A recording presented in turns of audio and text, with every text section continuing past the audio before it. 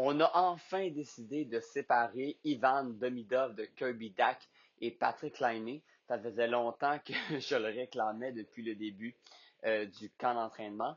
Pourquoi je suis aussi content, c'est que je pense que c'est un boulet, Kirby Dack et Patrick Laine pour un gars comme Demidov. On l'a mis avec Alex Newhook, ce que je pense qui va être une meilleure chose pour lui. Newhook est plus rapide, va être capable de l'alimenter. Et c'est Zachary Bolduc qui se retrouve avec Dak et Laine. Je pense que Zachary, bon, il reste encore jeune, mais a plus d'expérience. Et clairement que l'expérience que Bidak au centre, de toute façon, ne doit pas durer des mois. Doit être une question de semaines. C'est-à-dire que, bon, je suis prêt à peut-être lui laisser 2 semaines de saison régulière, mais pas plus que ça. Dans le cas de Kapanen, Newhook et Demidov, je suis quand même enthousiaste envers ce trio-là.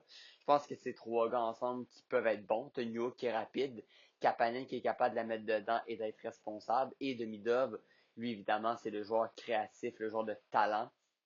J'aime bien ce niveau trio-là. Et ce qu'on comprend plus le temps avance, c'est que la lutte fait rage pour le 13e attaquant entre Veleno, Blais, Beck et Jackay. Les quatre amènent pas la même chose. Moi, j'ai une petite préférence pour Jackay ou Veleno. Veleno parce qu'il est complet, il peut jouer au centre, à l'aile, il est responsable. Et Jackay parce qu'il amène un côté physique qu'on n'a pas à Montréal présentement. Ce côté de Blais, je trouve qu'il a un peu ralenti. Ce serait pas mon premier choix. J'aime bien Beck par contre. Le problème de Beck, c'est qu'il est en compétition avec un gars comme Kapanen, qui semble avoir une longueur d'avance sur lui. Alors le match de ce soir à Québec contre les Sénateurs va nous donner des réponses et samedi également au Centre Bell. Alors les deux prochains matchs vont être intéressants à suivre pour le camp préparatoire du Canadien. Une entente serait pratiquement conclue entre les États-Unis et Israël pour mettre fin à la guerre à Gaza. Ne manquerait plus que l'accord du Hamas envers cette proposition. Une proposition qui peut en faire sursauter plusieurs. Pourquoi? Parce que on parle d'un comité de la paix présidé par M. Trump lui-même. Ben oui, toujours au centre de l'attention.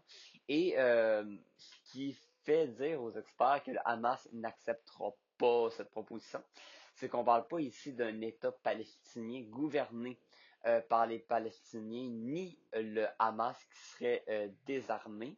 Euh, je ne vois pas comment le Hamas pourrait accepter cette proposition-là, surtout qu'il devrait remettre également tous les prisonniers, mais que les prisonniers du Hamas détenus par Israël, eux, ne le seraient pas. Euh, Écoute, j'espère que le Hamas va accepter cette proposition parce que c'est une guerre qui a fait des morts et des morts, c'est épouvantable. Mais réalistement, j'ai l'impression que Israël va malheureusement finir le travail, comme Benjamin Netanyahu l'a dit dans cette conférence de presse-là.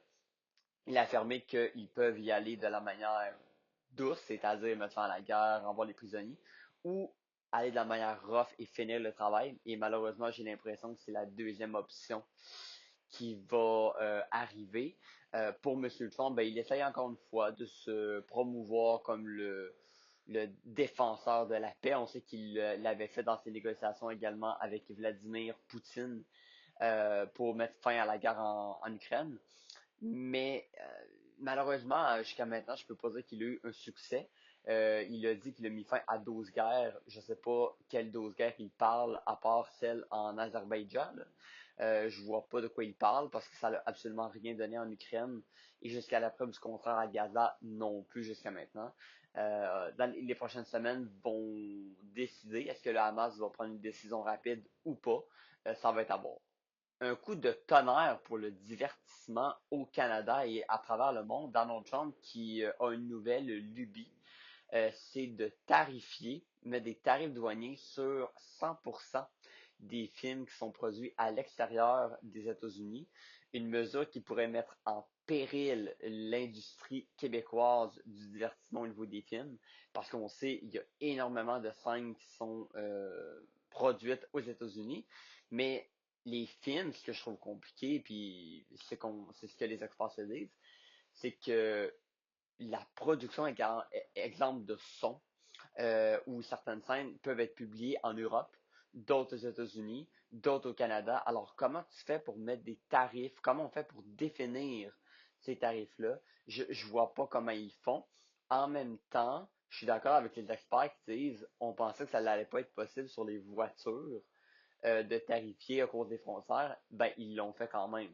C'est-à-dire que si les États-Unis veulent vraiment mettre des tarifs sur les films, bah, malheureusement, ça va arriver.